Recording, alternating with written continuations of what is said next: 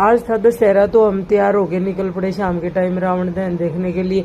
और हम पहुंच गए अब मेले में। मेला कोई ज़्यादा दूर नहीं था, वो हमारी सोसाइटी के पार्क में ही था।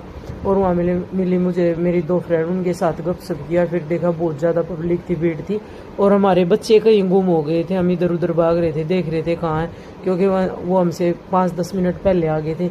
फिर हमने देखा इधर उधर कहीं नहीं मिले। सुहास कहीं भाग रहा था, मैं कहीं, हमें पता था वो कहीं एक कोने में देख रहे होंगे आराम से रावण दहन, लेकिन ज़्यादा पब्लिक थी। मैं चलो पहले रावण दहन देख लेते हैं, उसके बाद बच्चों को ढूंढ लेंगे। फिर हम भी एक कोने में आराम से खड़े हो गए। बस हमें ये डर था कि बच्चों को कुछ पटाखे वगैरह कुछ चोट ना लग जाए, इसलिए हम बच्चों को बार बार ढूंढ रहे थे। लेकिन कोई बात नहीं, हमने भी देख के रावण दहन का एंजॉय करा।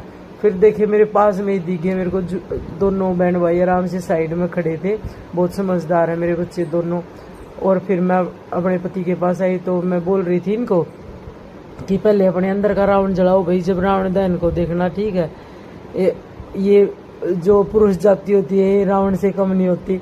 लेकिन वो वैसे ही मैं मजाक में कह रही थी उनके कान में, क्योंकि मेरे पति तो एकदम राम जैसे हैं। राम से भी बढ़कर अगर कोई हो तो मेरे पति तो वो हैं।